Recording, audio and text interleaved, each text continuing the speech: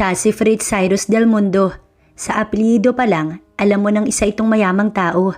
Huwag ka lang ding tumitig sa kanya dahil siguradong matitigilan ka.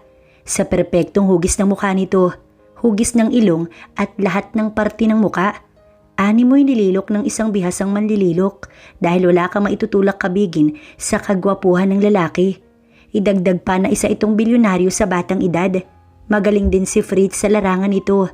Isang inhenyero na nakapagpatayo ng malalaki, matataas at sikat na mga gusali sa bansa.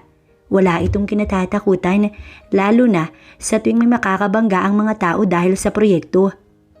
Ngunit paano kung isang araw, biglang tumiklop ang tuhod ni Fritz sa babaeng sumasalungat sa nais nitong mangyari? Nais kasi ng binatang bilhin ng isang bahagi ng lugar na yun upang pagtayuan ng mall. Ngunit hindi pumapayag ang mga taong mawawalan ng tirahan dahil lang sa proyekto nito. Ang dalagang si Haya Valdemor ay isa sa mga residente na ayaw pumayag na ibenta ang lupa. Matatag nitong sinasalungatan ang ipinatatayong mall sa mismong lupain nila.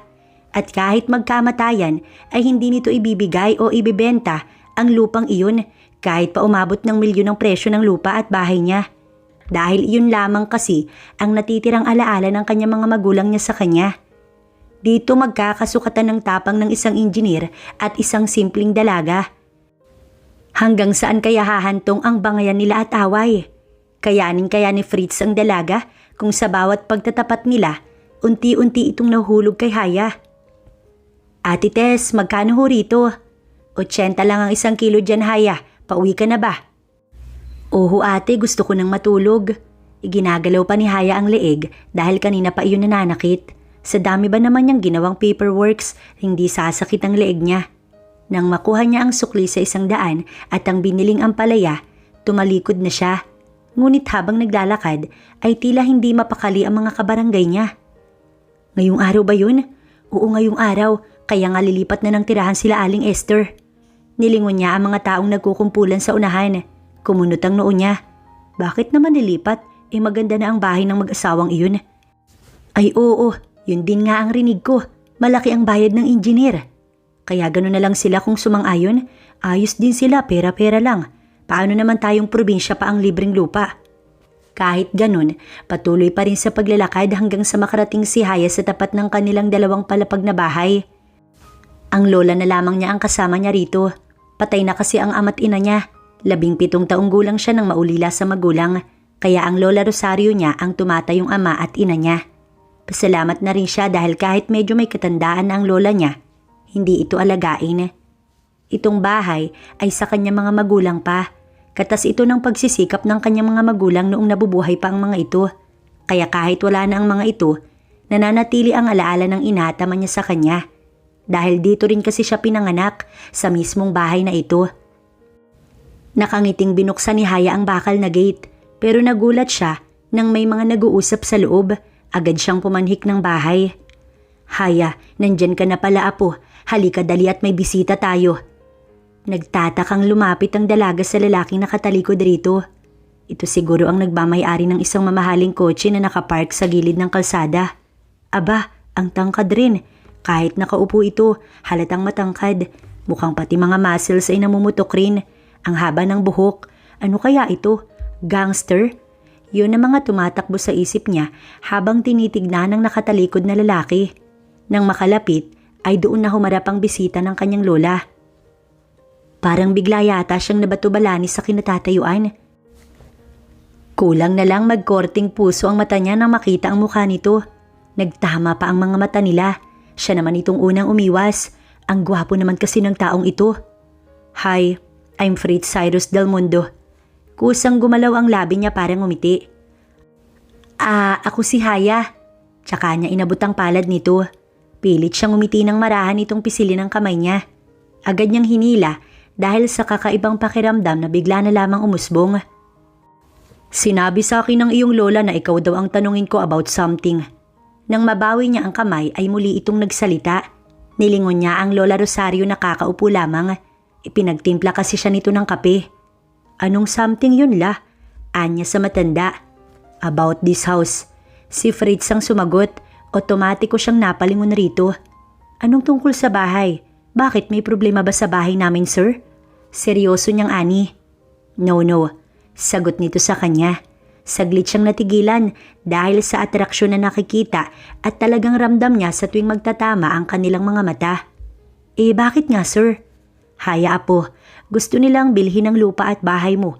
Kasi raw, doon lang sumagot ang kanyang lola. Doon na siya napatayo dahil sa gulat.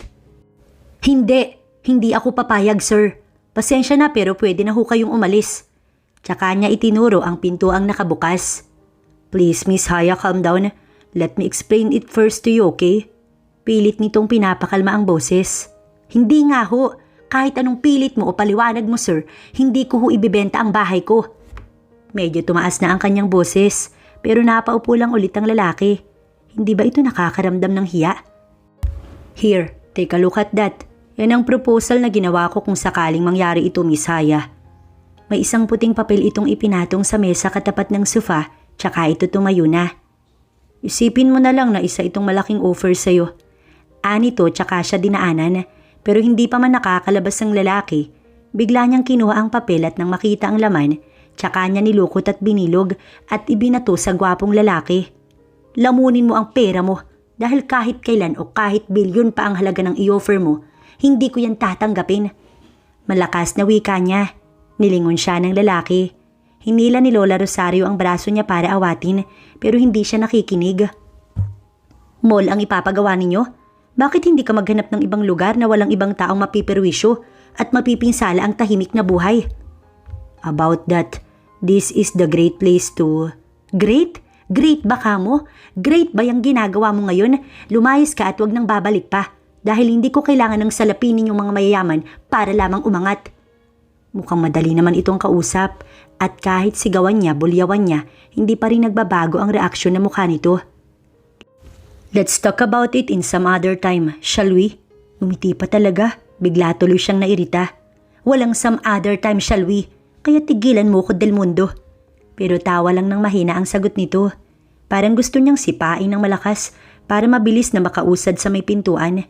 Inis na talaga siya. Pero siguro kung iba ang ipinunta nito, baka nagustuhan niya pa ito. Sayang at isang maninira lang pala ng buhay. Gwapo pa man din sana. Kamusta po sir? Pumayag ho ba? Hindi sumagot ang lalaki at inunang pumasok sa kotse. Ang tigas ba sir? No, she's not. Ano pong ibig ninyong sabihin? Isa na lang po sana ang bahay na yan at pwede nang simulan ng lahat sa isang linggo. Ako ang bahala. Hindi yan titigas kapag ginawa ng paraan. Let me handle it with myself para magkaroon ako ng kaunting challenge. Bulong pa nito bago inutusan ng driver na umalis na. Apo, malaking pera ang ino-offer nila sa'yo. Bakit hindi mo na lamang tanggapin? Makakabili ka na ng lupa nun at makakapagpatayo ng mas magandang bahay kesa rito. Pabagsak siyang naupo sa sofa. Kakaalis lang ni Fritz Del Mundo, kaya ngayon pa lamang siya nakahinga ng maayos. Kahit bilyon pa yung ibigay niya o ibayad sa akin, hindi ko ipagbibili ang bahay na ito. Alam niyo naman kung gaano kahalaga ang bahay na ito, di ba? Ito na lang ang alaala ko kila mama at papa la. Kaya ayoko pong ibenta. Mukhang hindi mo nakuha ang punto ko, Haya. Malumanay na usal ng kanyang lola. Napadilat siya at tumingin sa gawin ng lola niya na nasa tapat lang niya. Nakaupo ito sa rocking chair nito habang nakatuon sa labas ang mga mata. Ano hong ibig niyong sabihin la? Humarap ito sa kanya. Nakikita mo ba kung gaano kayaman ng taong yun, apo? At kapag mapera ang isang tao, kaya nitong gawin ng lahat kahit ano. Lumagok siya ng kape. Parang bigla siyang kinabahan sa sinabi ng kanyang lola. Hindi naman ho siguro ganun. Apo, kapag ginusto ng taong yun na makuha ang lupa mo, magagawa niya. Pwede yang magbayad ng taong mananakot sa iyo halimbawa. Pwedeng magbayad siya ng taong manggugulo sa iyo para umalis ka rito o hindi kaya'y sapilitang kunin sa iyo ang lupa. Maraming ganyan, Haya.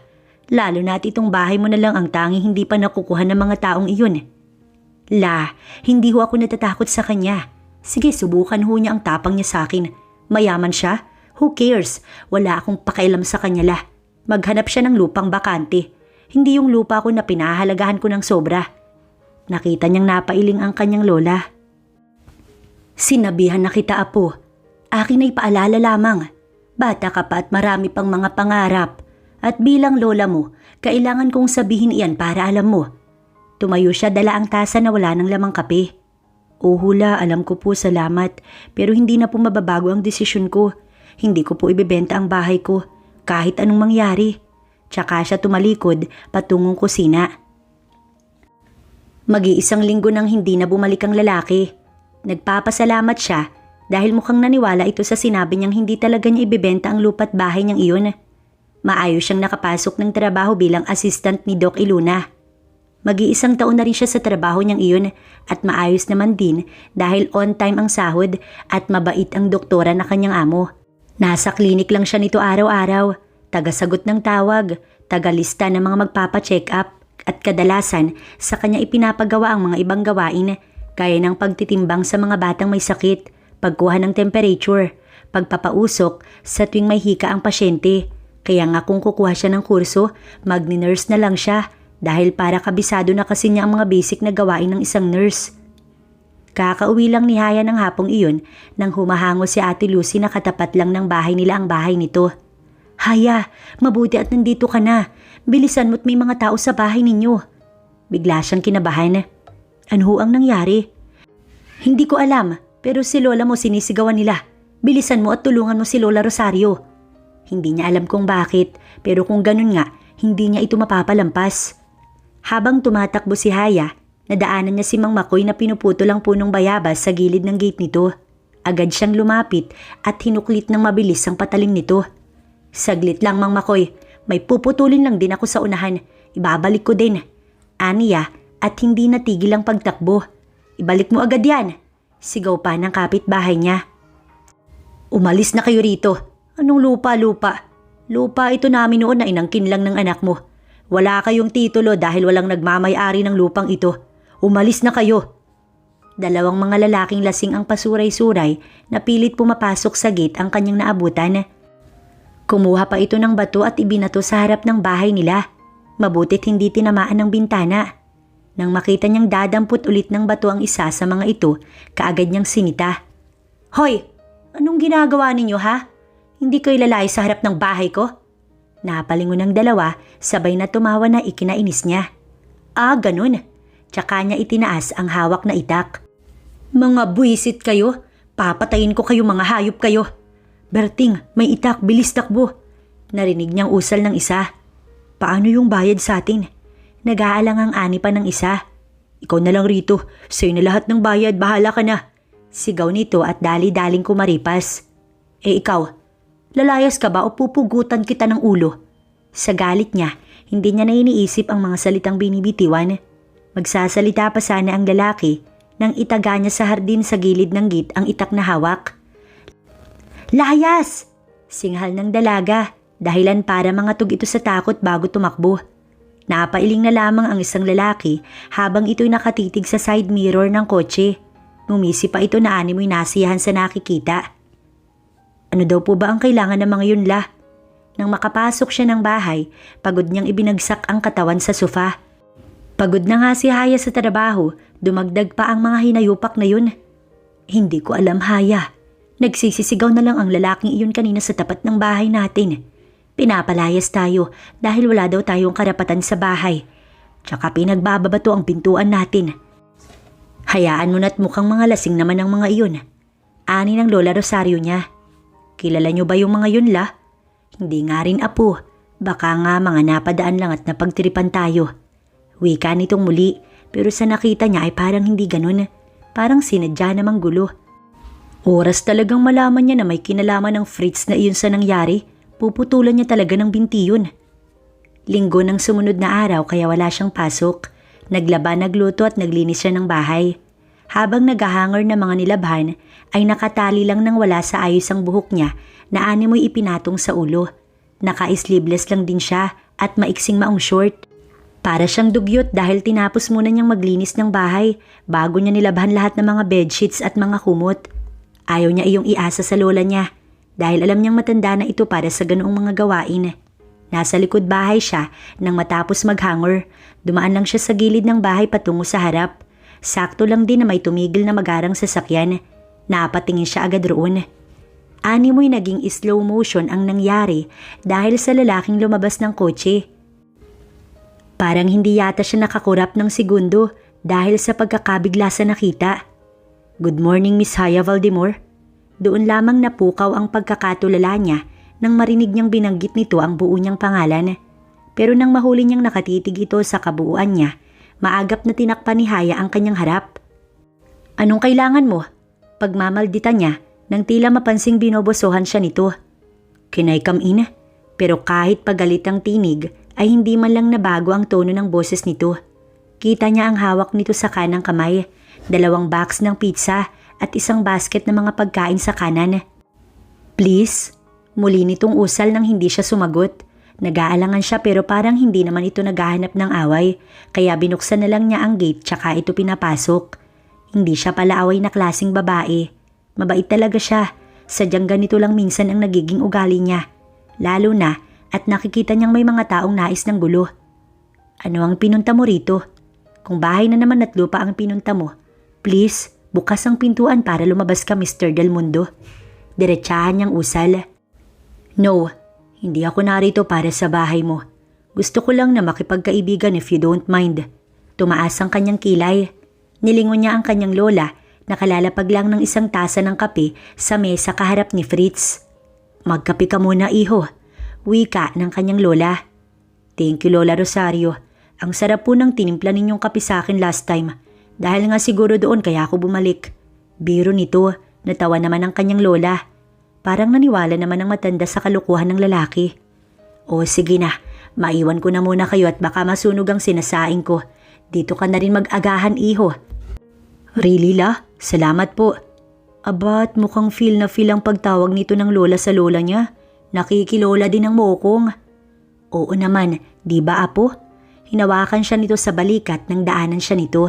Hindi na siya sumagot at hinayaang magtungo sa kusina ang kanyang lola. Sinundan pa niya ng tanawang matanda at nang ibalik niya ang mga mata sa harapan ay nagtamang bigla ang mga mata nila ni Fritz. Bigla niyang iniba ang direksyon ng tingin dahil sa pagbabago ng pakiramdam. Mahina niyang iginalaw ang ulo. Baka sa paraang iyon, mawala ang pakiramdam na hindi niya matukoy kung para saan at kung bakit iyon nangyayari. "About what happened last time, I deeply apologize to you, Miss Haya. Hindi ko intensyon na bigyan ka ng galit ng mga panahong yun. Kaya nga ako narito to make things right." Napipi ata siya ni hindi nakasagot sa tamang oras. "Here, pasensya na. Hindi ko kasi alam kung ano ang mga gusto mo. Kaya binili ko na lahat ng prutas na maisip ko." Tahimik niya yung inabot. Ano yun, suhol? Pero kahit papaano, nagpapasalamat siya dahil naiintindihan nito ang lahat. Sana nga ay ganun para hindi na siya mag-alala. "Salamat. Sana hindi ka na nag-abala pa." Nahihiya niyang usal. Ngumiti ito at doon siya napatda. Ang gwapo nito. Muli ay iniwasan niya ang mga titig ng lalaki. Nakipag-usap naman siya ng maayos at naging okay naman siya nang humingi ito ng pasensya. Tinanggap niya iyon dahil mukhang bukal naman sa loob ang mga sinasabi. "What's this?" Nag-aalangang inangat nito ang isang pirasong tuyo upang ipakita sa kanya. "Tuyo yan. You make punit-punit like this." Kinuha niya ang isa sa platito at ipinakita kung paano iyon kainin. "Then, you saw here. This is suka with sili and you put here at the top of the sinangag rice. Then you put your hand like this, tsaka you press it and voila." Anya matapos isubo ang kanin. Natatawa siya nitong tinitigan. "What?" "Wala. You're so cute when explaining how to eat that tuyo." Sa huling salita nito ay bigla siyang napatawa. "Tuyo, hindi tuyo." Pagtatama niya rito. "Fine, I get it, tuyo." Ang lola niya naman ay panay lang ang subo habang nakikinig sa kanila ni Fritz. Mukhang maayos naman maging kaibigan ng taong to. "Thank you for the breakfast, Lola Rosario and to you, Haya. Pwede ba akong bumalik dito to eat breakfast again?" Nahihiya pa nitong usal. "Oo, iho, pwedeng-pwede," sagot ng kanyang lola. Nagpaalam din ito agad dahil magliligpit pa raw ng mga plato. Kaya siya na lang at si Fritz ang naiwan. "Thank you for accepting my apology, Haya. And also the friendship I offered to you. Don't worry about the mall. I'll find ways para mailipat yun." Hindi niya napaghandaan ang biglang paghawak nito sa kanyang palad. Animoy may mga paru-parong nagliliparan sa tiyan niya na hindi niya maintindihan kung ano ang ibig sabihin. See you next time. Anito't inilayo niya ang palad dahil parang ramdam niya na tila may kung anong enerhiyang dumadaloy sa buo niyang katawan. Oh, sorry for that. Pansin naman yata yun ng lalaki kaya umatras ito. Ingat ka. Anya nang makahuma. Kumaway pa ito. Hindi na siya nag-react pa. Baka kasi kung ano ang isipin nito. Tumigil lamang si Fritz sa paghakbang nang may mag-text. Don't worry. Ginagawan ko na ng paraan. Reply nito. Tsaka ibinalik sa bulsa ang cellphone at lumingon kay Haya. She's beautiful, but an easy to get woman. Bulong pa nito. Mag-aalas 2 na ng madaling araw, pero ang mga mata ni Haya ay parang hindi man lang nakakaramdam ng antok, pati diwa niya ay nakikisabay rin. Pilitin man kasi niyang ipikit at matulog, hindi pa rin siya makatulog dahil sa mga iniisip. Kung minsan ay napapangiti siya na hindi namamalayan. Ano ba ang nangyayari? Bakit may ganito? Naisip niya habang nakahiga at nakatanaw sa kisame. Hindi pa niya nararanasan ang ganitong pakiramdam sa buo niyang buhay. Dahil ni minsan kasi, hindi pa siya na in love o nagmahal man lang. 21 pa lang kasi siya at inuuna niya ang trabaho kaysa sa mga lalaki. Oo, hindi maiiwasan na may mga nagpapapansin sa kanya at minsan ay may mga umaakyat pa ng ligaw at kay Lola Rosario pa nagpapaalam. Pero hindi talaga siya tumatanggap ng manliligaw kahit sabihin pang pwede na siyang magnobyo. Maganda si Haya. Maputi ito at balingkinita ng katawan. Matangkad rin na pasok sa Miss You. Mahaba at makintabang maitim nitong buhok. May dimple din ito na minsan naririnig niya na asset daw niya. Pero kahit ano pa man ang sabihin ng mga nakakakilala sa kanya, nakaplano na kasi ang kanyang future ng kanyang Lola Rosario na tsaka na siya magbo-boyfriend kapag naipaayos na niya ang bahay na minana sa mga magulang. Tsaka nakapagpatayo na siya ng sariling sari-sari store. Simple lang talaga ang pangarap niya pero medyo mahirap at matagal abutin dahil hindi naman ganun kalaki ang sahod niya sa klinik. Nagpaplano na nga siyang mag-apply sa isang company. Total at graduate naman siya ng 2-year course. Ang kaso nga lang ay ang bait naman kasi talaga ni Doc Iluna na boss niya kaya ang hirap-hirap niya itong iwanan. Dumako siya sa kaliwang gilid ng kama at niyakap ang unan. Namalaya na lang din niyang nakangiti na pala siya sa hindi malamang dahilan. Para siyang nasisiraan. Ano ba ang ibig sabihin ng mga ganitong pakiramdam? In love na ba siya? Hindi pwedeng ma-in love dahil mayaman yun at isa pa. Baka kapag na-in love siya, tsaka naman pala nito sasabihing niloloko lang siya. Dahil ayaw niyang ibenta ang lupa't bahay. No way! Naibulong niya iyon sa sarili nang makaupo sa kama. May pailing-iling pa bago tumayo para uminom ng tubig. Inuhaw tuloy siya sa kakaisip ng kung ano-ano. Haya po, late ka na sa trabaho mo. Napukaw ang dalaga sa sunod-sunod na pagyugyug ng lola niya sa kanyang braso. Naalimpungatan pa dahilan para mapatayo siyang bigla at titigan ng kanyang lola. Late ka na. 5:45 na, hindi ka ba papasok? Otomatiko siyang napalingon sa alarm clock at gano'n na lang ang taranta niya nang hindi ito tumunog dahil nahulog yun sa lapag at nawasak. Kaya pala hindi siya nagising. Lola naman, hindi niyo ako ginising eh. Maktol niya nang makalabas ng kwarto. Nakasunod lamang ang kanyang lola. Aba, malay ko ba sa'yo? Di ba't hindi ka naman nagpapagising dahil nagkukusa kang bumangon? Akala ko nga ay nakaalis ka na. Pero nang buksan ko ang pinto mo, abay tulog na tulog ka pa't naglalaway pa. Nahulog ho yung alarm ko lola, sana naman ginising niyo ko. Ay nako, maligo ka na nga lang doon at ako na ang magbabalot ng baon mo. Tsaka bilisan mo lang na kumain para hindi ka gutumin mamaya. Ipaghahanda kita kaya bilis na. Pagtataboy nito. Pahamak talaga ang Fritz na yan. Kung hindi sana siya nag-overthink ng kung ano-ano, baka hindi siya na late ngayon. Nakakainis. Bakit ba kasi kinikilig siya? Para talaga siyang sira. Palabas na siya ng bahay. Patakbong tinungo ang gate nang makalimutan niya ang baon kaya binalikan niya. Saktong nakalabas na siya nang may tumigil na sasakyan sa tapat ng kanilang gate. Bumukas ang front window ng sasakyan. Ihatid na kita, Haya. Anito nang nakangiti. Nagulat siya kung paano nito nalaman kung anong oras ang pagpasok niya sa trabaho. Pero dahil late na, hindi na siya nag-isip. Binuksan niya ang pintuan ng kotse at doon na naupo. Salamat, anya rito. No problem. Inayos niya ang seatbelt pero hindi iyon mahugot. Napipilitan siyang umiti habang panay ang hila ng seatbelt sa gilid. Mukhang napansin naman iyon ni Fritz. Akala niya hindi siya tutulungan.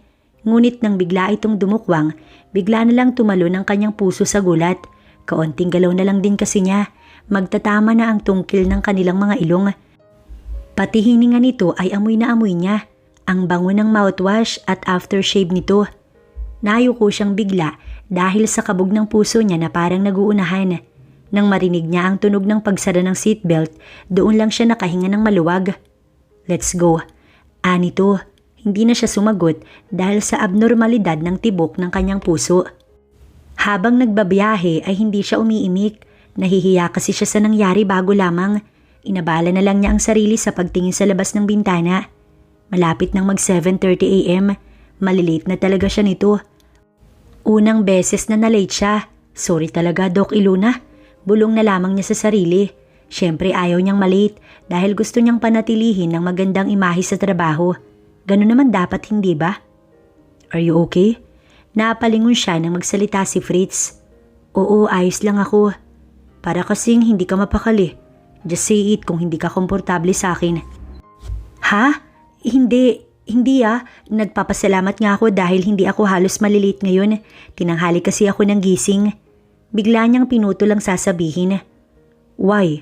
Hindi ka ba nakatulog ng maayos? Anito na tila nag-aalala. Concern lang? Bulong ng kanyang utak. Me too, ang hirap matulog. Lalo na't nakausap kita't naayos na ang problema. Diretsong wika nito na hindi man lang nagpatumpik-tumpik. Ngayon ay hindi niya alam ang isasagot dahil sa nagkakagulo na naman ang puso niya. At kapag sumagot siya, siguradong magkakanda utal-utal ang kanyang boses at malalaman itong kinakabahan siya. Hindi niya alam kung bakit ito ginagawa ni Fritz or kung seryoso ba ito talaga sa pagkakaayos nila. Hindi siya sigurado dahil sumasalungat ang isang bahagi ng isip niya na baka pakanalang itong lahat ni Fritz na para siya ay saktan. Hindi siya makapagdesisyon dahil may sumasalungat sa lahat ng mga nararamdaman niya. Ang isip niya.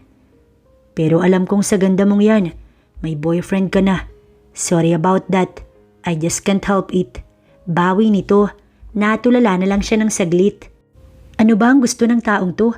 Bakit parang lagi na lang nitong pinapakabog ang puso niya ng sobra-sobra? Baka mamaya, hindi na siya makahinga sa sobrang papuri nito. Wala akong boyfriend. Ngayon lang siya muli nakasagot matapos ng ilang sandaling yun. Nilingon niya ito nang hindi ito sumagot agad. Maya't maya akong tumingin ito sa kanya. Seriously? Halata ang gulat roon. Come on Haya, sa ganda mong yan. Napangiti siya. Doon na lumabas ang malalim at magkabila ang dimple. Hindi niya alam pero parang biglang umiwas ng tingin si Fritz sa kanya. Guni-guni lang ba niya iyon o talagang nakita niyang nag-iba ito ng ekspresyon? Fritz, dito lang pala ako. Itigil mo, dito lang ako. Tarantang sambit niya, dahilan para biglang itigil ng binata ang kotse. Mabuti na lang at may seatbelt dahil kung wala, baka bumunggo na ang ulo niya sa bahagi ng sasakyan. Are you okay? Agad nitong tanong nang makatigil ang sasakyan. Inayos niya ang nagulong buhok tsaka siya sumagot. Oo, ayos lang. Heartbeats Clinic? Basa nito sa signboard sa ibabaw ng gusali. Salamat ha, mauna na ako Fritz, late na ako. Anya na makababa. Alam niyang magsasalita pa ito, ngunit tinalikuran niya na agad dahil talagang late na siya. Saglit pang tinitigan ng binata ang klinik at tumango-tango na animoy may nabuong desisyon sa isip. Isinara nito ang window at binuhay ang makina. Pero bago ito nakaalis, nakita nito ang isang babaeng pumasok sa klinik. At tila namumukhaan niya yun. Parang kilala niya ang babae. Hindi lang niya talaga makita at maaninag ang buong mukha nito dahil nakatalikod. Pero para matapos na ang pagmamasid, umalis na lang din ito. Akala ko Dok, late na ho ako. Ngumiti ang doktora. Hindi pa, mas nauna ka nga sa akin Haya. May bata itong kasama. 2 batang lalaki at magkamukha ang mga ito. Hello Tita Haya. My name is Saisan at ito si Saiki, my younger brother. Ang cute na mga bata at ngayon lang niya nakita ang mga ito. Hello Zaizan, hello Saiki, Nice to meet you, babies. Ang cute nyo naman at ang gagwapo. Twins, pumunta na kayo sa nursery muna at may trabaho si Mami, okay? Kung anong sinabi ni Mami kanina sa bahay, dapat ganun kayo, okay? Yes, Mami. Sabay na sabay pang sagot ng dalawa. Hindi niya maiwasang matuwa dahil sa mga ito. Anak niyo po, Dok. Bakit ngayon ko lang po nakita? Anya, habang sinisimulang ayusin ang mga gamit sa mesa. Nag-resign kasi sa trabaho ang yaya nila. Mag-aasawa na daw kasi. At walang magbabantay sa kanila kaya dinala ko na lamang habang wala pa silang bagong yaya. Ngiting wika nito. Ilang taon na po sila, Dok? 6 na taon na last month. Ang gwapo nila. Nasaan po yung daddy nila? Bigla ay nag-iwas ito ng tingin. Masyado kasing matalas ang bibig niya na hindi man lang iniisip ang itinatanong. Sorry po, Dok. Ayos lang. Sadyang hindi ko lang gustong pag-usapan ng tungkol sa ama ng mga bata. Gusto niya pa sanang magtanong pero hindi na lamang niya ginawa. Buong araw na maraming pasyente kaya halos hindi siya nakaupo para magpahinga. Nakaupo lang siya na mag-aalas 4. Doon na lang din naubos lahat ng pasyente. Pagod niyang ibinagsak ang katawan sa stall na nasa harap niya. How about you, Haya? Mauna na kasi kami at may pupuntahan pa kasi kami. Sige po, Dok, ako na po ang magsasara ng klinik. Bye, kids! Anya, tsaka kinawayan ng 2 kambal. Ilang minuto siyang nagpahinga bago tumayo na para isara ang klinik. Sakto rin na nasarado niya na ang lahat bago niya pinatay ang ilaw at binuksan lang ang nasa labas. Hinilot-hilot niya ang sentido habang naglalakad patungo sa tabi ng highway para maghantay ng masasakyan. Nang bigla na lang siyang nagulat nang may humukulit sa kanyang braso. Nahulog ang lunch bag at ibang paperworks niya sa simento. Ano ba? Sino ba kayo? Bitiwan niyo nga ako. Sa sobrang inis niya, tinapakan niya ang isang paa ng lalaki at kinagat ang kamay ng isa pa. Walang yaka. Bigla siyang napaupo sa kalsada ng sampalin ng isa sa mga ito. Sige, subukan niyong lumapit. Sisigaw ako mga hayop kayo. Sige, lapit. Saktong lumapit ang isa nang may kung sinong sumapok roon dahilan para tumilapon. Fritz? Bulong niya. Tsaka muli nitong inundayan ng sipa ang natitirang lalaki. Kami ito. Pinadala kami ni boss. Ngunit bago pa man natapos ng lalaki ang sasabihin, nawala na ito ng malay. Takot na takot siya. Sadyang pinilit lang niya ang sarili na maging matapang. Lumapit si Fritz sa kanya. Are you okay? Hindi siya nagsalita at dahan-dahang umagos ang masaganang luha mula sa kanyang mga mata. Hindi na lang din niya namalayan na nakayakap na siya sa binata. Shh, it's okay. Bulong nito habang hagod ang likuran niya. Naisubsob niya ang ulo sa matipuno nitong dibdib dahil sa takot at kaba na rin at the same time. What the F, Joso? Mula iyon kay Fritz. Joso, what did you do, ha? Bigla nitong hinawakan ng kwelyo ng lalaki kasabay ng matatalim nitong titig. Boss, bakit po? Galit na ibinagsak niyang lalaki sa lapag. Agad itong tumayo. Anong kalokohan ang ginagawa mo? Bakit may mga lalaking sumugod kay Haya kanina? Anong kalokohan yon? Umatras ito dahil kita ng kausap ang galit sa mga mata ng binata. Boss, inutusan niyo po kung takutin ng Haya, diba? Ginagawa ko lang inuutos ninyo. Huwag naman ako ang sisihin ninyo, boss. Tila pagmamakaawa ng lalaki. Idiot, hindi ko sinabi yon. Who told you about that? Si boss, si Mr. Cabral. Kailangan na daw po kasing masimulan ng project within this week. At iyon din daw ang utos mo kaya... Bigla siyang tumalikod. Tinawag pa siya ng sekretary niya but he didn't listen. Wala siyang sinabi o inutos na ganun. Sinabi niyang siya na ang bahala. Pero ang gumawa ng ikakapahamak ng dalaga, hindi niya kailanman magagawa. Yes, hindi niya itinitigil ang plano. Kabaliktaran sa sinabi niya kay Haya. Importante kasi ito at malaki ang project na ito. Isa sa pinakamalaking project na magagawa niya this year. Ginagawa lang niya ng choice si Haya. Sadyang inuunti-unti lang niya upang kunin ang loob nito at maniwala sa kanya sa mga susunod na araw. Alam niyang hindi rin magtatagal at makukuha niya ang tiwala nito. Tsaka siya kikilos para maituloy ang pagbili ng lupa at bahay nito. Agad siyang sumakay ng kotse. Kikitain niya si Mr. Cabral na siyang partner niya sa proyektong ito. Samantala habang patungo si Fritz sa kikitain, palabas din ng bahay si Haya. Wala kasing suka at naubusan kaya bibili muna siya sa tindahan ni Aling Marit. Yun ba ang rinig ninyo? Ewan ko lang ha kung totoo yung sinasabi mo. Pero narinig ko kay Kap na tuloy daw talaga ang construction sa Sabado. Natigilan siya. Napatingin siya sa mga nag-uusap nang tawagin ang kanyang pangalan. Haya, nandyan ka pala. Halika nga muna rito, bilis. Animang ambo na nakaupo sa tindahan ng kanyang kapitbahay. Bakit ho? Pumayag ka na bang ibenta yung lupa't bahay mo ha? Kasi mukhang tuloy na ang construction sa Sabado. Yung mga malalaking equipments nga ng construction company na pasimuno nitong lahat ay naglilipat na riyan sa bakanting lote sa unahan. Nagtaka siya bigla dahil hindi siya pumayag sa alok ni Fritz.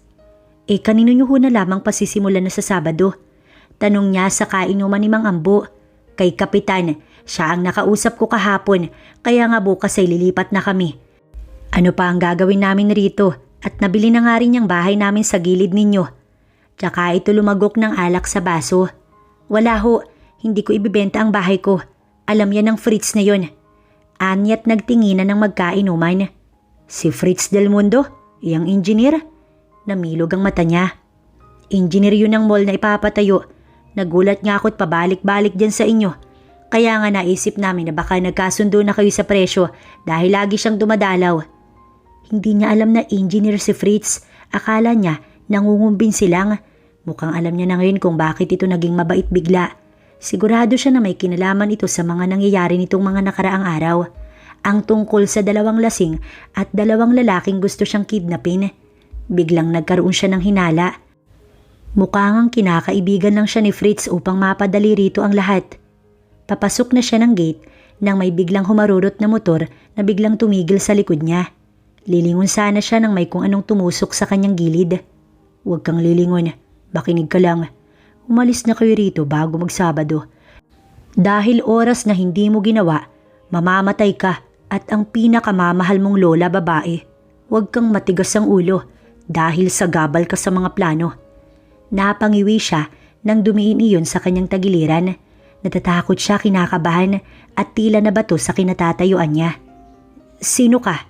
Nagawa pa rin niyang magtanong sa kabila ng kanyang takot. Tauhan ako ng engineer, kaya huwag ka nang magtanong pa. Umalis na kayo bago pa mapasama ang lahat. May papalapit na tao sa unahan kaya dumistansya ito at nang makalayo sa kanya, mabilis itinago ang hawak na patalim at sumakay ng motor tsaka humarurot paalis. Sa takot niya, ilang segundo siyang hindi nakagalaw sa kinatatayuan niya. Haya apo, anong... Nang marinig niya ang lola niya, doon lamang siya nakahuma. Hindi siya sumagot, hinila lang ang matanda sa braso nito at agad niyang ipinasok sa loob ng bahay. Nagtataka itong nagtanong nang makapasok sila. Inilak niya ang pinto at isinara ang mga bintana. Ano ba ang nangyayari? Sa nalaman niya ay parang gusto niyang sakalin si Fritz hanggang sa mag-violet ito. Nasaktan siya dahil pinagkatiwalaan niya ito kahit sa maikling panahong lumipas. Pero ang lalaki, ginawa lang siyang laruan. Akala pa man din niya, tinulungan talaga siya nito sa mga lokong mga lalaki kanina. Pero mukhang lumalabas na pakanalang din iyon ni Fritz para kunin ang loob niya. Naikuyom niya ang kamao sa galit. Huwag na ho ninyong tanggapin si Fritz sa bahay na tula. Sinungaling at manluloko ang taong yun. Kita niya ang gulat sa mga mata nito. Bakit? Anong ginawa niya, apo? May ginawa ba siya sa'yo? Hindi siya sumagot. Sabihin mo, apo, may ginawa ba sa'yo ang taong yun? Basta la, ayoko makikita at malalamang pinapasok niyo ho siya rito la. Wala ho siyang kwentang tao. Anya, tsaka siya nagtungo sa kusina. Oras talagang makita niya ang hayop na Fritz na yun. Sasapakin niya talaga. Aalis na po ako la. Paalam ni Haya habang palabas ng pintuan. Pinipilit niyang maging kalmado pa rin kahit ang totoo talagang kinakabahan siya. Hinihintay na lamang niya na magpakita si Fritz dahil talagang makakatikim ito sa kanya. Sigurado na siya na ito ang may pakana ng lahat ng mga nangyayari sa kanya nitong mga nagdaang mga araw dahil hindi siya pumayag na ibenta ang bahay at lupa. Ingat ka, apo. Narinig pa niya iyon habang palabas ng gate. Sakto lang na nakapara na siya ng tricycle nang dumating ang isang pamilyar na sasakyan. Hindi siya sumakay sa tricycle at hinintay na bumaba ang may-ari ng kotse. Habang pabukas ang pintuan, tumahimik siyang lumapit rito. At nang maitapak ng lalaki ang magkabilang paa sa simento, tsaka niya inambahan ng malakas na suntok sa sikmura ang binata. Animoy nabilaukan dahil sa ginawa niya ang binata. Anong problema mo? Ngunit muli niyang sinipa ang binti nito dahilan para muling mapangiwi sa sakit ang lalaki. Para saan naman yan? Sigaw nito sa kanya. Buwisit ka? Kaya ba kinaibigan mo ko para pasakayin sa mga kagaguhan mo? Alam ko na Del Mundo na ikaw ang may pakana sa mga nangyayari sa akin nito mga nagdaang araw. Akala ko ba naman mabuti ang intensyon mo? Hayop pala yung ugali mo. Sa lakas ng sigaw niya ay maging ang mga kapitbahay at naglalakad sa kalsada napapatingin sa kanila. What? What are you talking about? Kunot noon itong usal. Don't you what me? Buwisit ka. Alam mo bang kamuntik na ako natuhog ng ice pick kagabi dahil sa kahayupan mo? Napatitig ito sa kanya. Wait, what? Wag puro what ka ng what dahil alam kong ikaw ang pasimuno. Akala mo ba maganda? At akala mo ba hindi ko malalaman? Buwisit ka. Sigaw niya bago niya ito tinalikuran. Hinabol siya ni Fritz. Bitiwan mo ko bago pa kita masipa ulit. Madiin niyang sambit dito. Hindi ako yun, Haya. Maniwala ka. It's not me. Wala akong inuutos na ganun. Please listen to me. Tara na humanong.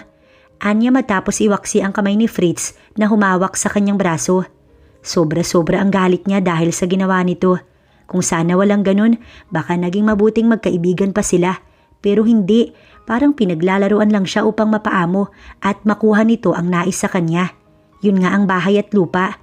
Naniwala pa naman din siya na mabuti ang intensyon nito, kaya tinanggap niya ang sorry nito. Pero mukhang nagkamali siya sa sandaling yun. Sobrang pagkakamali dahil sa lalaking walang isang salita at higit sa lahat, isang sinungaling. Tinawag pa siya ni Fritz pero hindi niya na ito nilingon pa hanggang sa makalayo na ang kanyang sinasakyan. Pagdating ng klinik, nagbayad siya bago bumaba. Nang makaalis ang tricycle, tsaka siya lumapit sa klinik para sana buksan dahil may duplicate naman siyang susi. Ngunit nang mag-vibrate ang cellphone niya, itinigil niya ang pagbubukas ng pinto at inunang tignan ng cellphone. Haya, pasensya ka na. Emergency ang naging pag-alis namin ng mga bata. Baka hindi mo na ako makapasok ng ilang linggo o buwan. Sorry talaga. Isisend ko na lang through Gcash ang sahod mo. Pasensya ka na ha. Parang bigla siyang natulala sa nabasa. Ibig sabihin nito wala siyang trabaho ng isang buwan o ilang buwan. Paano na pala siya? Sila ng kanyang lola. Bigla na lang nanlumo at naupo sa simentong upuan si Haya. Pilit inaabsorb ang nabasa sa cellphone. Kahit malugmok siya, wala pa ring mangyayari. Hindi siya pwedeng mawala ng trabaho. Hindi ito po pwede. Umuwi siya na bagsak ang balikat. Hindi rin siya makapag-isip ng maayos dahil sa problema. Idagdag pa ang tungkol sa banta sa kanya kagabi. Inisip na niyang magpa-blatter pero alam niya na hawak ng lalaking yun ng mga pulis at madali lang manipulahin gamit ang pera ang mga alagad ng batas dahil basta may pera, mapapasunod ang lahat. Money is power, yun ang alam niya sa mundong ito. Please la, pakisabi po kay Haya. Oo iho, naiintindihan kita. Alam ko namang hindi mo iyon magagawa. Pero habang patungo siya sa pintuan, narinig niya mula sa labas ang tinig na iyon. Nilingon niya ang tabi ng kalsada at nang makita ang nakapark na sasakyan doon, biglang nag-init ang kanyang ulo. Bakit pa ito narito? Ang tigas naman ng mukha ng taong to. Hindi na kailangan Mr. Del Mundo. Kahit ano pa ang paliwanag ang gawin mo, sira na ang tiwala ko na ibinigay sa'yo. Mula sa pintuan, malakas siyang nagsalita. Napalingon ng dalawa. Nagulat ang lola niya habang si Fritz, seryoso lang na nakatitig sa kanya. Haya apo, mag-usap lang kayo ng maayos. Lalabas lang ako para magwalis. Paalam ng lola niya, tsaka ito tumalikod. Sa kusina na ito dumaan. Please listen to me, Haya. At first, oo. Ako ang nag-utos noon, but... At ang lakas ng loob mong umamin sa akin. But ano ha? Hindi mo ko nasindak kaya ka gumawa ng pananakot? How dare you, Mr. Del Mundo? Lumapit ito at hindi siya nakapaghanda ron. No, hindi ko gagawin yun. Please listen. Ngunit isang malakas na sampal ang isinagot niya. Walang iya ka. Singhal niya rito. Hindi ito gumalaw, ni hindi ito nag-react. Isang seryosong titig na tumagal ng ilang segundo ang ginawa nito. Lumayas ka at huwag nang babalik pa. Ang kapal ng mukha mo para magpakita pa sa akin. Hindi ako ang may...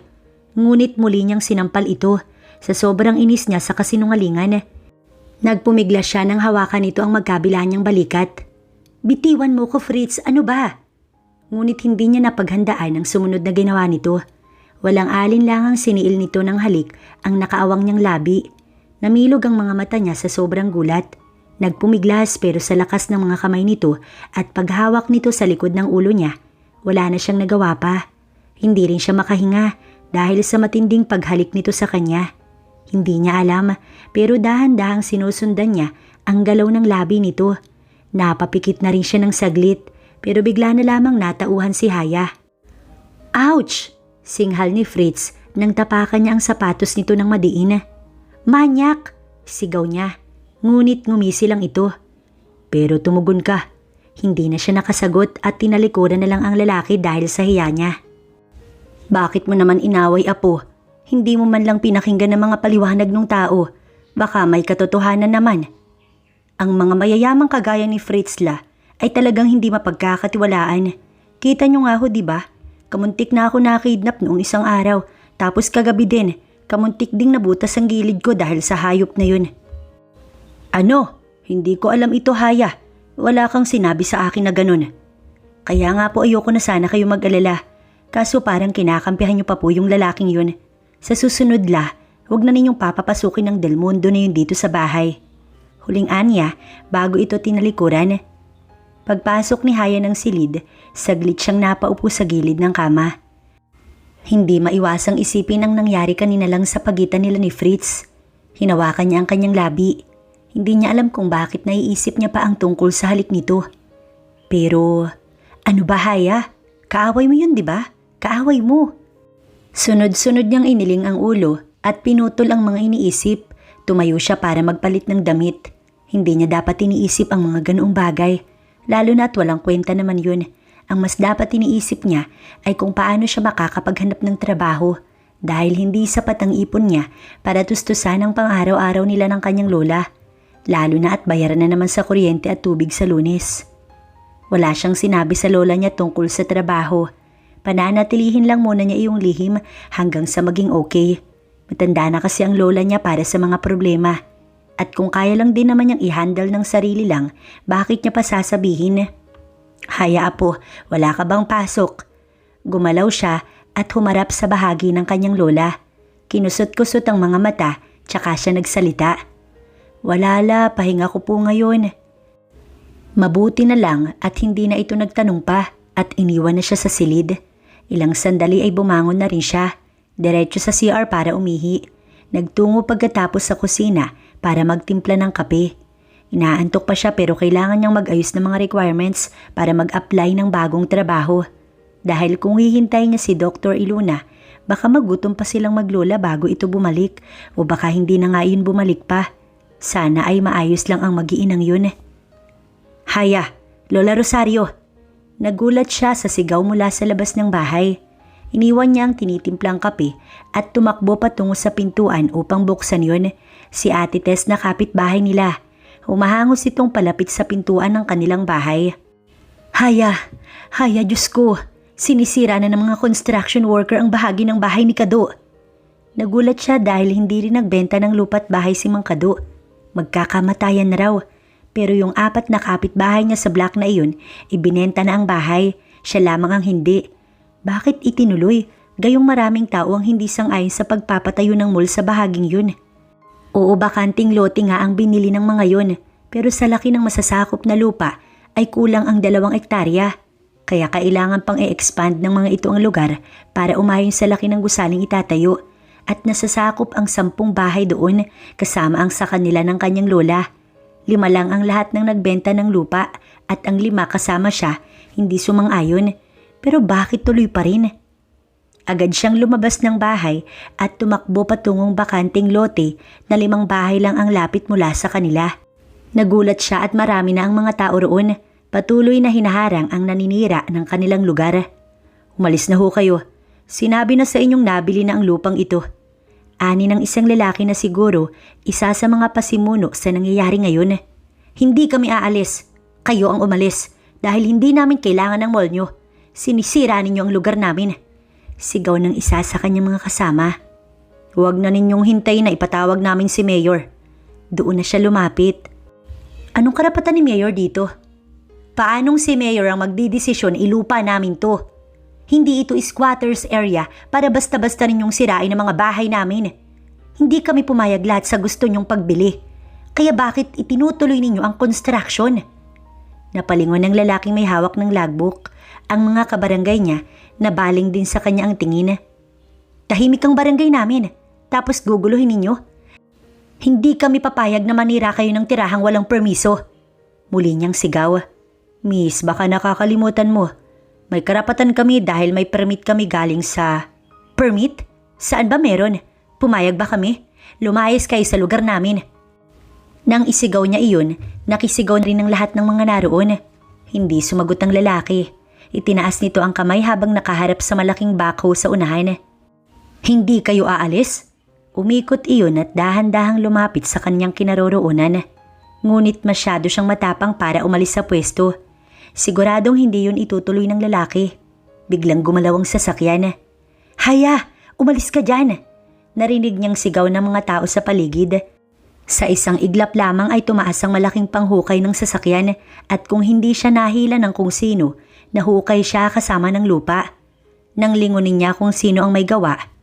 Fritz? Hindi ito sumagot. Seryoso itong tumingin sa lalaki sa unahan. Stop it, Jake. Ngumisi lang ito. I said stop it. Sa lakas ng sigaw nito ay tila dumagundong iyon sa buong bahagi ng lugar. Nayoko ang tinawag nitong Jake at tumalikod na lamang. Let's go. Inakay si Haya ni Fritz pa uwi sa bahay. Hindi na siya nagsalita at sumunod na lamang. Shock pa kasi talaga si Haya sa nangyari bago lamang. Grabe ang gulat niya roon. Akala niya talaga masusuwag na siya ng galamay ng bako. Parang pati yata ang kaluluwa niya. Kulang na lamang ay lumabas. Nang makauwi, pinaupo muna siya ni Fritz sa sofa.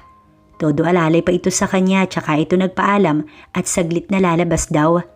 Nakita niya pa na hinugot nito ang cellphone sa bulsa ng suot nitong maong pants. Hindi siya nagsasalita hanggang makalabas ito. Bukas ang bintana. Doon niya itinuloy ang pagsunod ng tanaw rito. Mukhang may tinatawagan dahil panay ang dial nito tsaka itatapat sa tenga. Yes, hello? Where's your boss? Seryoso nitong usal. Tahimik siyang nakikinig. Para siyang tsismosa sa nangyayari. Pero gusto kasi niyang patunayan ng mga tumatakbo sa kanyang isip. Hindi. Tinatapos ko na ang kontrata. At wala nang mangyayaring mall. Ililipat ninyo ng sapilitan ng location. Dahil hindi ko hahayaang basta-basta ninyong pangungunahan ng desisyon ko. Saglit itong tumahimik. I said no and that's final. Huwag ninyong hihintay ng buwelta ko dahil siguradong mapapahiya kayo. I assure you that. Sa narinig niya, pilit niyang inaabsorba ang mga usapan. Mukhang iyon ay tungkol sa mall at ipinapakancel na iyon ni Fritz para tuloy bigla siyang humanga sa pananalita at tapang ng lalaki. You listen to me. Hindi ninyo pwedeng basta wasakin na lang ang mga bahay na hindi nagbenta ng kanilang lupain. That's illegal, you idiot. Now, kung gusto pa rin ninyong ituloy ito, ako ang makakalaban ninyo. Know your enemy first, Jake.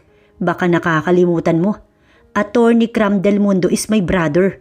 Kaya wag ninyo akong tinatakot, mga hunghang. Nang makita niyang ibinaba nito ang cellphone, bumalik siya sa pagkakaupo at nanatiling tahimik. Tila biglang nagdiwang ang puso niya. Nang makapasok si Fritz ng bahay, agad itong lumapit sa kanya. Are you okay? Ikukuha kita ng water. Tinignan lang niya ito at kusang nagtungo si Fritz sa kusina. Parang alam na alam nito ang bawat sulok ng kanilang bahay. Napalingon naman si Haya sa pintuan. Pumasok si Lola Rosario. May bitbit pa itong basket na may lamang mga gulay. Oh, anong nangyari, Haya? Bakit para yatang nakakita ka ng multot hindi ka na nagalaw dyan? Isang buntong hininga ang pinakawalan niya bago siya sumagot. La, mukhang hindi na ho nila itutuloy ang construction ng mall. Aba, talaga ba, Haya? Mukha ngang hindi na dahil ang mga sasakyang pang-construction, isa-isa nang umaalis ng madaanan ko roon. Nagmadali ako dahil akala ko isusunod ng wawasakin ng bahay ni Flora dyan sa kabilang bahay. Kukumbinsihin na kako kitang umalis na lang sana. Pero sa sinabi mo, parang biglang napawi ang takot ko, apo. Lumabas si Fritz ng kusina. Nagulat ang lola niya nang makita nito ang binatang may dalang baso ng tubig. Nilingon siya nito at halatang nais magtanong. Mano po la, pasensya na kung nandito ulit ako. Ito ang talagang gusto ng lola niya kay Fritz. Magalang daw kasi ito at malumanay magsalita kahit tinitorture niya. I'm sorry about the land that they destroy la. Aayusin ko po lahat ng ito. Nito tsaka ibinigay nito sa kanya ang tubig. Salamat. Nagdadalawang isip pa siya kung magsasalita o hindi. Mabuti naman iho. Hala, at yan muna kayo ni Haya. Magluluto ako. Dito ka na kumain ha. Tumangon naman si Fritz. Pinasadahan naman siya ng lola niya ng tingin. Ani mo'y nagsasabing wag niyang palayasin. Fine, hindi naman talaga niya palalayasin. Nang makapasok ng kusina ang lola niya, naupo si Fritz sa tapat ng upuan kung nasaan siya. Why did you do that? Paano kung natamaan ka ng bagay na yun? Kala mo ba, mabubuhay ka pa kapag nasalo mo yung galamay ng backhoe na yun? Hinayaan mo na lang sana para wala nang sagabal sa inyo. Mahina niyang usal. I'm not a monster. Hindi ako kagaya ni Jake na tatapakan lahat. Matuloy lamang ang project na ito. Sino ba yun? That Jake? He is my partner in this project. Dalawa kaming engineer. Siya ang sinasabi kong may kagagawan sa pananakot sa'yo. Bigla itong tumayo at lumapit sa bintana. Oo, ako ang may plano ng lahat pero unang beses lang at hindi ko na itinuloy ang balak namin. But Jake, porsigido ang lalaking yun na tapusin ang mga nasimulan upang pumayag lahat ng hindi nagbenta ng bahay at lupa sa amin. Lumingon ito sa kanya. I'm sorry. Hindi ko sinasadyang aabot ang lahat sa ganito. Ang project na yun ay isa sa pinakamalaking project na gagawin ko. Pero nang tumigil ito sa pagsasalita. Feel better now? Iniba nito ang sinasabi. Ayos lang, anya naman dito. Bakit mo itinigil? Diba at ikaw itong determinadong makuha ang bahay at lupa ko? Nag-iwas ito ng tingin. No need. Siguro ililipat na lang ang location na walang ibang madadamay ng mga tao. Bakit nga? Pamimilit niya. Gusto niyang marinig mula rito ang dahilan. It's too personal. Personal? Di ba lahat ng nangyayari ay personal? Nagawa mo nga akong utuin eh. Inis niyang usal. Sorry, okay? Hindi na mauulit. Bakit ka galit? You're so kulit. You know that? Eh bakit? Gusto ko lang namang malaman ng dahilan na. Fine. I like you, okay? I think I love you. Natameme si Haya at biglang nayuko upang itago ang biglang karambola ng tibok ng kanyang puso. Nang araw na yun, hindi makapag-isip ng maayos si Haya. Lagi kasing pumapasok sa isip niya ang huling sinabi ni Fritz kaninang umaga. Ewan ba kung kilig ba ang nararamdaman niyang yun dahil unang beses lang kasi itong nangyari sa dalaga. Nabala na lang talaga niya ang sarili sa pagpasa ng resume sa bawat kumpanya na madaanan. Naglalakad lang siya dala ang payong dahil sobrang init ng panahon. Isa pa, kailangan niya magtipid dahil baka kapusin siya. Hindi pa kasi siya sigurado kung kailan siya makakahanap ng trabaho. Sana'y matanggap siya o tawagan man lang ng kahit isa sa kanyang mga pinasahan. Mag-aalas 3 na ng hapon nang magpasya na siyang umuwi na. Pasakay na rin siya ng jeep ng oras na iyon. Masaya siya dahil hindi natuloy ang mall na ipapatayo sa kanilang lugar. Oo, maraming ang trabahong naghihintay oras na natayo iyon. Pero marami namang tao ang damay dahil sa walang pakundangang desisyon. Kahit hindi sinasang-ayunan ng karamihan, itutuloy pa rin. Siguro kung wala si Fritz, baka tuloy na ang pagwasak sa mga bahay na sakop ng gusaling ipapatayo. Maging ang mayor kasi, sigurado siyang nadala rin sa suhol ng mga mayayamang may-ari ng mall. Para ho, nang mamataan ng babaan ay pumara na siya. Pakiabot na lang po, salamat. Anya, tsaka bumaba ng sasakyan. Mula sa gilid ng highway, maglalakad pa siya papasok ng village. Nadaanan ni Haya ang bakanting lote na dapat ay gagawing mall. Nagtaka siya dahil marami pa ring mga kagamitan roon na naiwan para sa construction. Pero baka babalikan naman iyon ng may-ari, kaya hindi na siya nag-atubili at dumiretso na ng lakad. Ngunit habang naglalakad, may isang motor na mabilis ang harurot.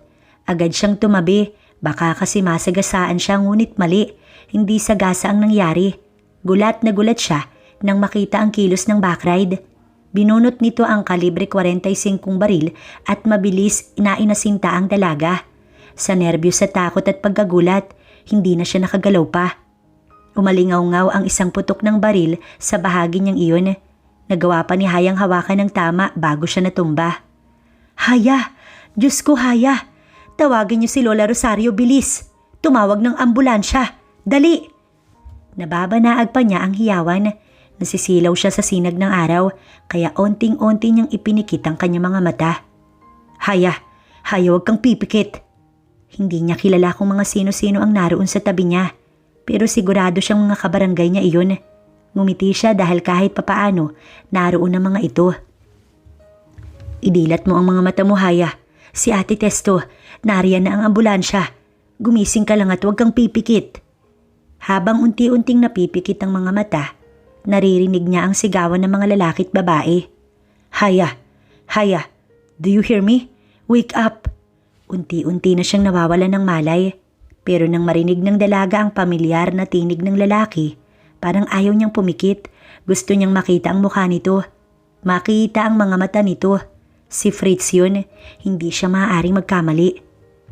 Open your eyes, please. Dadalhin kita sa hospital. Just open your eyes for me, babe. Yun lamang ang huling salitang narinig niya bago siya tuluyang nawalan ng malay. Hanapin ninyo. Alamin ninyo kung sino ang may gawa nito. Suyurin lahat ng CCTV footage na malapit sa lugar. Pagbabayaran niya ang ginawa ng hayop na yun. At saka boss, tuloy po ang construction sa 561 Village. Itinuloy ni Boss Jake. Naikuyom ng binata ang kamao. Hindi talaga marunong makinig ang gagong yun. Sigurado siyang may kinalaman ng taong yun sa pagkabaril kay Haya. Hindi niya titigilan hanggat hindi niya nalalaman ng lahat. I-cancel lahat ng delivery sa construction na yan, Joso. Siguraduhin mong hindi maituloy ngayong araw ang pagpapagiba. Hihintayin ko lang na gumising si Haya bago ako umalis. She need me here right now. Sige po boss, ako na lang po ang bahala. Nang tumalikod ang sekretary niya, agad namang dumating si Kram na tinawagan niya na ngayon lamang. Where is she? Tukoy kay Haya. Halatang pagod ito. Alam niyang marami rin itong problema. Unang-una na, ang GF nito na ilang taon nang hindi nito nakikita.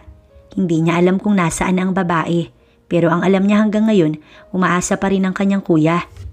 Nasa OR. Tsaka siya naupo sa bakanting upuan sa waiting area. Sumunod si Kram, isang pagitan ng bangko ang agwat nila. Hawak nito ay cellphone. Tinawagan mo si Kaizan? Wika nito. No, wala siya sa Manila. Nasa Cebu yata ngayon. Ayoko nang abalahin ng isang yun. Naayoko niyang sagot. How about mom and dad? Also Kuya Franco? Wag na, kaya ko naman to. Isa pa, tutulungan mo naman ako, right? Isang buntong hininga bago nito inopen ang cellphone at nakita niya ang wallpaper doon ng isang napakagandang babae. Bigla niyang naalala ang babaeng kasama ni Haya sa trabaho. Hindi siya sigurado pero mukhang boss iyon ng dalaga. Siya ba ang girlfriend mo, kuya? Oo, walang buhay nitong sagot. Gotta help me then, dahil ang babaeng yan ay nakita ko na at mukhang kilalang kilala yan ni Haya. Nabuhayan nito bigla. Are you sure about that? Oo, pero tulungan mo muna ako at tutulungan din kita. Ang Kuya Kram kasi niya ay isang attorney at wala pa itong kaso na hindi na ipapanalo. Oras na malaman niya kung sino ang gumawa nito kay Haya, mabubulok talaga ito sa bilangguan. She's fine now. Anumang oras pwede na siyang magising. Don't worry, dahil wala namang napinsala sa kanyang internal organ. Sa gilid lang talaga tumama ang bala. Magpasalamat na lamang tayo't hindi siya napuruhan. Naririnig ni Haya ang mga usapang iyon kahit siya ay nakapikit. Rinig niya ang pamilyar na tinig na panay ang tanong. Siguro ay doktor ang kausap. Mauuna na ako, Mr. Dalmundo. Marami pa kasing pasyente ang naghihintay sa akin. Kung may kailangan kayo o kung anumang tanong, pwede niyo akong tawagin. Thanks, Doc. Tumunog ang pintuan. Mukhang lumabas na ang doktor. Tama siya. Doktor ang kausap ni Fritz. Nagkunyari siyang tulog at hindi agad dumilat upang manmanan ang susunod itong gagawin. Nakatalikod dito sa kanya, kaya payapa niyang napagmasdan ng likuran nito. Isang pink polo ang suot nito kapares ang maong pants. Hilig talaga nito ang mga ganoong ayos, pero in fairness naman rito bumagay iyon. Ang gwapo nitong tignan sa klase ng pormahan. Nang namalaya ni Haya na iba na ang nasa isip, pinawi niya agad yun. Ano ba at kung ano-ano na lang ang pumapasok sa isip niya? Maya-maya ay lumingon ito sa kanya, kaya naman pumikit siyang muli. This is all my fault. Sana nang una pa lang, hindi ko na ipinagpatuloy ang mga kalukuhan ko. I'm sorry for being selfish. Sarili ko lang ang iniisip ko at hindi kita naisip. Hindi ko naisip ang mga taong walang kalaban-laban, mga taong payapang namumuhay. I'm sorry. Kung hindi siguro dahil sa pagiging makasarili ko, hindi aabot sa ganito ang lahat, Haya. Please wake up at ipapangako kung hindi na ulit magugulo ang village nyo. Mahina lang iyon pero ang sinseridad, ramdam niya talaga. Mukhang alam na rin ito kung anong naging kasalanan nito. Masaya siya dahil nagising ito sa sariling kalukuhan. It's funny, right? Sinabi kong ako ang bahala sa iyo noong una. Pero sa huli ako pala itong natalo mo.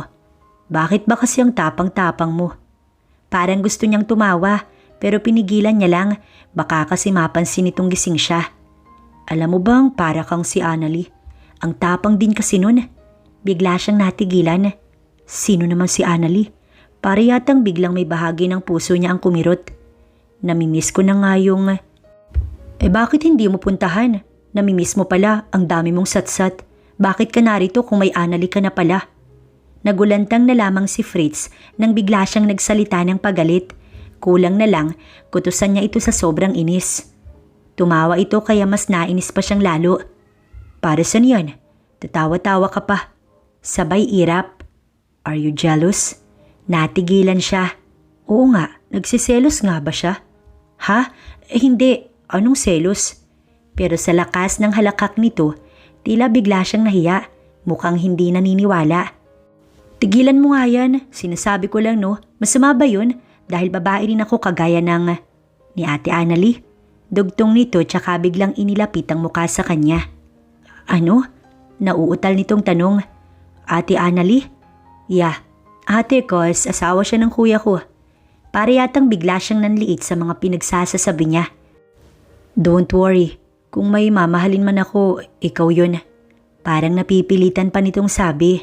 Sorry, hindi ako sanay sa mga aminan. You know, I'm a shy type guy pagdating sa aminan ng feelings. Napakamot ito ng batok. Ano raw? Mahal siya? Hindi siya nakasagot. Parang natamimi siya ng bigla. Hindi rin niya alam kung ano ang isasagot rito. First time niya, remember? Paano ba dapat? Okay, I love you. Ayan, umamin na ako. Happy now? Napatawa siya ng malakas. Why? Pero bigla ring tumigil dahil sa sakit ng kanyang sugat. What's wrong? Are you okay? Tawa ka kasi ng tawa. Baka bumuka na yung sugat mo. Buti sana kung iba ang bumuka. Kumunot ang noo niya. Hindi niya na-gets. Wala yun, joke lang. Pagbawi nito tsaka tinignan ng kaliwang gilid niya dahil doon tumama ang bala. Ayan, dumugo na, ikaw kasi. Huwag kang maggagagalaw para hindi dumugo lalo. Dapat tingin na lang siya rito. Why? Ang gwapo ko ba para mayat maya mong titigan? Gusto niya itong kutusan sa sobrang kahanginan pero hindi na lang dahil totoo naman itong gwapo. Thank you for saving me, Fritz. Anya sa seryosong tinig. Inayos nito ang pagkakalapat ng kumot sa kalahating katawan niya bago siya nito sinagot. It's nothing compare sa mga ginawa ko. Ngumiti siya. Para saan ang ngiting yan? Pinawi niya agad yun. Pati pala talagang pagngiti niya ay pansin nito. Wala, nagulat lang ako na nandun ka pala ng sandaling yun. Well, sinusundan kita that time. Hindi ko naman nakalain na susulungin mo si Jake. Mabuti pala at sinundan kita. Paano kung hindi? Napalunok siya ng sunod-sunod. Oo nga, paano kung hindi? Baka wala siya rito sa hospital ngayon kung hindi nasa morgue. Nayuko siya. But it's okay now. Huwag mo nang isipin yun. Baka mapano ka pa niyan. Ang mahalaga, you're safe, my sweetheart. Natigilan siya doon. Hindi siya nakapaghanda. Lalo na nang halikan nito ang noo niya. Naistatwa na lamang siya. Wala akong ginawa, Fritz. Hayop ka. Pagbabayaran mo lahat to. Ngumisi lang ang binata. Katabi si Kram na kuya nito. Naibigay na ang warrant of arrest para kay Jake Cabral at siguradong wala na rin itong kawala pa. Si Fritz ang nag-ayos ng lahat ng mga ginawa nito.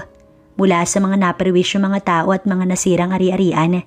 Si Fritz ang umako ng construction ng ilang bahay na ipinatibag ni Jake. Bukod sa pagpapaayos ng bahay, ibinigay na lang din ni Fritz ang bayad sa mga nagbenta ng bahay at lupa. Kasalanan din niya kaya siya na ang umako ng lahat ng responsibilidad. Makakalabas pa ba yan, kuya? Oo, pero matatagalan. Don't worry, ibibigay ko ang pinakamatagal na pagkakakulong sa kaso ni Jake. Pero ang pangako mo, ipapakausap mo si Haya sa akin after this, okay? Oo, madali lang akong kausap, kuya. Ngumisi lang si Kram bago niya ito iniwan. Babalik pa kasi siya ng hospital, hindi pa kasi nakakalabas si Haya. Naroon naman si Lola Rosario para may tagabantay. Walang alam ang ama at ina niya patungkol dito, tsaka na kapag ikakasal na siya. Akala niya walang talab ang mga babae sa kanya. Akala lang pala niya iyon. Iniisip pa niya na makukuha niya in just 1 week si Haya. Abay parang gusto niyang batukan ng sarili nang bumaliktad ang sitwasyon. Simula ng hapong may kamuntik ng kumuha kay Haya. Araw-araw niya na ito kung bantayan ng hindi nalalaman ng dalaga. Ayaw niya kasing maulit ang ganoong tagpo. Pero nang barilin si Haya, yung araw lang na iyon ay wala siya. Tapos doon pa ito na baril. Sobra ang pagsisisi niya sa nangyaring yun. Nagawa pa niyang sugurin si Jake sa kumpanya at bugbugin ito. Kaya puro pasa ito nang hinuli ng mga pulis kanina. Ni hindi niya nga sinasaktan physically si Haya. Tapos ang hayop ipapabaril nito. Kung hindi lang siya nagtitimpi, baka napatay niya pa yun. Ayan na pala siya, ang kanina mo pang hinihintay. Lola naman, natawa ang kanyang lola. Narinig niya ang usapan ng dalawa dahil nasa may pintuan na siya nang magsalita si Lola Rosario. Totoo naman, ayaw mo pang umamin. Napayuko si Haya upang itago ang hiya sa binatang kakapasok lamang ng pintuan. Nakita niya pang may dala itong isang bouquet ng bulaklak, ang paborito niyang red roses. For you, my sweetheart. Bulong nito, tsaka lumapit kay Lola Rosario para magmano. Naayos ko na ang mga gamit, iho. Wika ng kanyang lola. Ngayong araw na rin kasi ang labas ni Haya. Sobrang nabuburyong na siya sa hospital at kahit hindi pa naghihilom ng lubusan ng sugat, pinilit niya si Fritz na lumabas na dahil para kasing hindi niya nakakayanin kung magtatagal pa sila rito. Sobrang nakakabagot at parang hindi na talaga niya alam ang nangyayari sa labas ng hospital. 2 weeks pa lang pero parang unti-unti siyang pinapatay sa lugar na to. Si Fritz na ang nagbayad ng hospital bill at ito na rin ang naghatid sa kanila. Be careful kung ayaw mong bumalik ng hospital. Biro nito, talagang ayaw na niyang bumalik doon forever. Todo alalay ito habang buhat nito ang isang malaking bag na ang laman ay mga personal niyang gamit. Nauna na si Lola Rosario para buksan ang pinto ng bahay. Finally, nakauwi na rin siya. Welcome home! Gulat na gulat si Haya ng pagbukas ng pintuan. Naroon sa loob ang kanilang mga kapitbahay. May banner pa ang mga ito at nakasulat roon ang buo niyang pangalan. Nilingon niya si Fritz, kibit balikat lang ang ginawa nito. Ingat ka, Haya. Salamat talaga sa iyo, Haya. Nakabalik kami sa bahay namin. At syempre kay Sir Engineer, salamat po ng marami sa iyo, sir. Sa mga narinig niya, hindi niya napigilang yakapin si Fritz. Hiyawan na lang ang lahat ng mga taong naroon. Kasal na ang kasunod. Wika ni Mang Ambo. Nagkatitigan na lang sila ni Fritz pero ikinagulat niya nang halikan siya nito sa labi. Hiyawan at palakpakan ng mga kabarangay niya. Maraming mga pagkaing nakahilera sa mahabang mesa at kanya-kanyang kuha ng mga pinggan ng bawat tao roon. Mabuti at kumasya silang lahat sa kanilang bahay. What do you want? Gusto mo bang magpahinga muna? Mamaya na, gusto kong kumain. Malambing niyang usal. Ikukuha kita. Ngumiti ito bago tumalikod. Ang swerte mo kay sir. Ang gwapo at napakayaman. Siya ang gumastos nitong lahat. Kami lang ang tumulong sa pagluluto at pag-aayos. Wika ni Ate Tess. Salamat, ate. Ay, kinikilig ako sa inyong dalawa. Napangiti na lang siya nang sikuhin siya nito. Nang makalapit si Fritz, tumayo naman si Ate Tess para sila ay iwan. Ikaw pala ang naghanda nito? Nagulat ito ngunit saglit lamang. Gusto kong bumawi. Pagbigyan mo na ako. Isa lang naman ang gusto kong kapalit ng lahat ng to. Bulong nito sa kanya. Ano naman? Ang sagot mo. Hindi yata niya napaghandaan yun. Ha? Ano kasi, ayos lang kung hindi. Ngunit isang halik ang iginawad niya para sa sagot na hinihingi nito. Mabilis lang na halik yun. Tinitigan siya ni Fritz. Tumango siya para sa kasiguraduhan. Napahiyaw si Fritz at sa lakas nun, napalingon ang lahat sa kanya. Sunod ay kasalan na. Bigla tuloy siyang nahiya dahil sa sigaw nito. Pati mga kapitbahay ay nakisigaw na rin, kaya halos abot hanggang kabilang barangay ang kanilang ingay. Pero masaya siya. Sobrang saya niya na maayos na ang lahat at naipakulong na rin si Jake. Isang taon din ako naging assistant ni Doktora Ilona, Sir Kram. Drop that, Sir Haya. You can call me Kuya Kram. Isa pa, we're family in no time. Para masanay ka. Umiti siya ng pilit. Nilingon niya si Fritz. Katabi lang niya ang nobyo habang kausap ang Kuya Kram nito. How is she? Ayos lang ba siya? Opo, sir. Kuya pala. Wala naman siyang naikukwento tungkol sa inyo. Ang alam ko lang po, may mga nakarelasyon siya noon pero hindi niya binanggit ang pangalan. Bumuntong hininga ang binata. Kasalanan ko ang lahat kung bakit siya umalis. Ako ang nagtaboy nang pumasok ako sa law. Medicine ang kurso niya nang maging kami. Pero nagkalabuan nang mas inuna ko ang pag-aaral. Pinipilit niyang ayusin ang lahat. Gumagawa siya ng paraan to the point na napapabayaan na niya ang pag-aaral niya. Ayokong gawin niya yun. Kaya sinabi kong tumigil muna kami pero hindi siya pumayag. Sorry kuya. No, wala kang kasalanan. Hindi naman kasi alam eh. Ako ang dapat nasisihin. Matapos kong makagraduate, hinanap ko siya. Pero umalis na raw ng bansa si Ilona. Kasama ang tita nitong nagpapaaral dito. Doon na ako nagsisi. Sobrang pagsisisi. Bagsak ang balikat nito habang nagsasalita. Ramdam niya ang bigat ng dibdib ni Kram. May sinabi ba si Ilona kung saan siya pumunta? Wala kuya. Can you call here? Nagkatinginan sila ni Fritz. Opo, sige. Anya tsaka kinuha sa dalang sling bag ang cellphone. Ilang pagring lang at agad nang sumagot ang nasa kabilang linya. Hello Haya, how are you? Malumanay nitong wika. Dok, may gusto pong kumausap sa'yo kung okay lang po. Sino? Agad na kinuha ni Kram ang cellphone. Sandali lang mga anak, may kausap ako. Be quiet please. Narinig niya yun at nakita niya ang reaksyon ni Kram nang marinig ang mga salitang yun mula sa kabilang linya. Agad nitong ibinalik ang cellphone sa kanya nang hindi man lang nagsasalita. Hello Haya? Sino ang... Ngunit sumenya si Kram na i-off na ang tawag. Sinunod niya na lamang.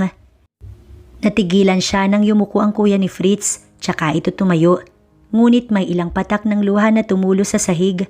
Kram is crying. May asawa na siya. Masaya ako para sa kanya. Mahinang bulong nito bago sila tinalikuran. Don't worry about him. Kuya is a strong man. Kayang-kaya niya yan. Ani Fritz tsaka siya niyakap mula sa likod nito. Nasa mansyon siya ng binata. Napakalaki nun at si Fritz lamang ang nakatira. Bakit niya sinabi yun? Mukhang wala namang asawa si Doc Ilona eh. Natawa naman si Fritz. May mga anak, ibig sabihin may asawa. Pinisil nito ang ilong niya. Pero kamukhang... Halika na nga, kailangan pa nating pumunta sa wedding planner, sweetheart. Don't mind kuya, he can handle his own problem. Wala talagang pakialam ang taong ito sa kuya nito. Pero parang hindi naman nag-asawa si Doc. Ang totoo nga, kamukhang kamukha ni Kuya Kram ang twins nito. Pero bahala na sila. Sabi nga ni Fritz, kaya iyon ng kuya nito. Next 2 months na ang kasal nila ni Fritz. Sa Sabado, luluwas ng Manila ang mami at daddy nito ulit. Last Sunday, nagkita kasi sila at napakabait ng mga magulang nito. Lalo na ni Ate Annalyn na asawa ng panganay na anak ng mga Del Mundo. Ang cute din ng mga anak ng mga ito. Sobrang saya na niya lalo pa at tanggap siya kahit hindi siya mayaman gaya ng mga ito. I love you, bulong ni Fritz nang hindi siya nakikinig sa sinasabi nito.